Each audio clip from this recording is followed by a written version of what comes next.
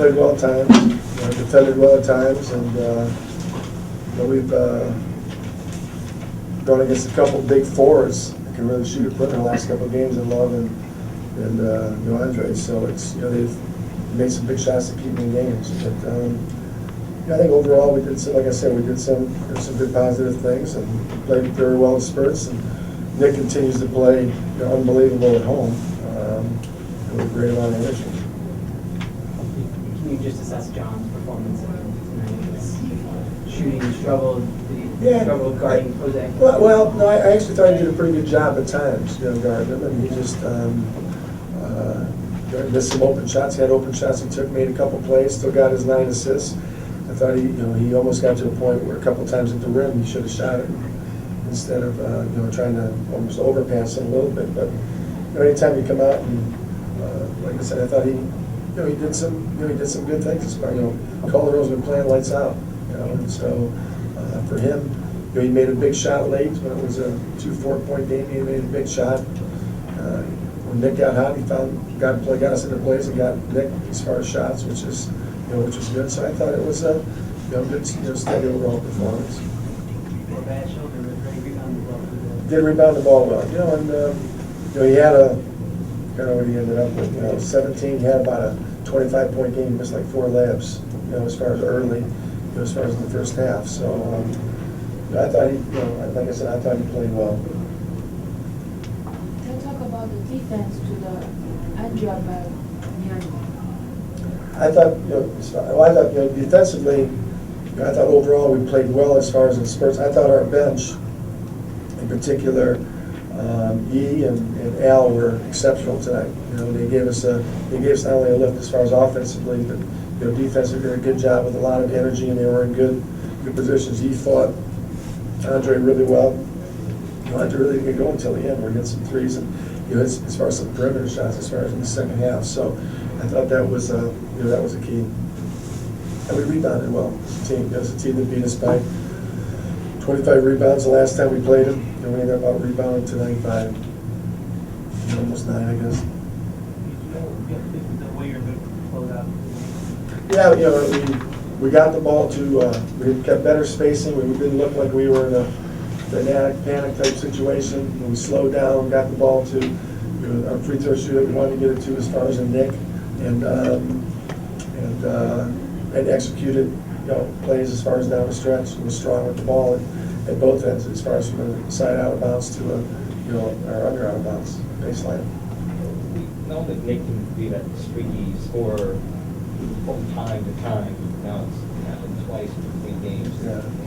Evidently, well, he's been. I mean, more than that. I mean, if you look at him, he's been up over 20 a lot.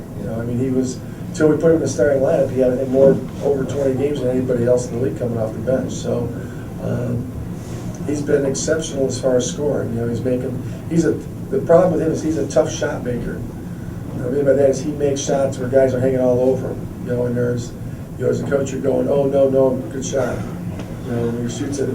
And so, and sometimes the open ones, the easiest ones for him are the toughest ones for him to make. But he's done it. Our biggest thing is that we've got to get him to bring. Right now, he's got an unbelievable comfort level as far as at home. We've got to get him to bring that killer instinct offensively as far as on the road. He hasn't done that yet, except for the Laker game. For him, that's like a home game going home. With all those people.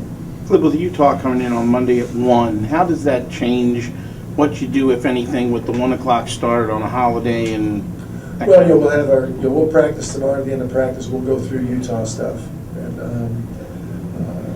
it's always afternoon games are always an experience. We haven't done them much, and the difference was when I was in Detroit a lot. We did it a lot because we were on TV a lot, Sunday afternoon games, and in the playoffs, a lot of times if you're a main team, the number 1 seed, you're almost playing every afternoon, so you kind of get used to it. But with our players, we'll just try to tell them to move up their situation. Some players enjoy it. They should.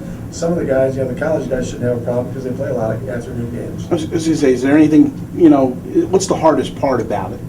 Or is there? The hardest part is rhythm, because you don't, as far as making sure that they get up, you've got a 1 o'clock game, they don't get too much sleep, but they get up, get active, get a little bit acclimate to what they want to do, make sure they eat. You know, sometimes, you know, players are notoriously for not wanting to eat a lot of breakfast, you know, and so we'll probably even have something here just in case they get here, they got something to get in their stomach, so they have got some energy as far as the game progresses. Can you talk about a little bit about John Wall's reads today out of the pick and roll? It looked like he was, I didn't, whether you thought it was something that the Raptors were doing to keep him from penetrating, or he maybe, you'd like to see a little more aggressiveness. Guy was playing 15 feet off him. You know? I mean, it's pretty tough to penetrate in the lane when he's not. So, based on what they did, at times he ran it. You know, he missed some shots. If he makes 4 of those shots, you know, then they got to change as far as what they're doing. But I think what he did is he missed a couple shots. He became a little bit, held on to it a little bit more to try to get Nick or get Richard some shots.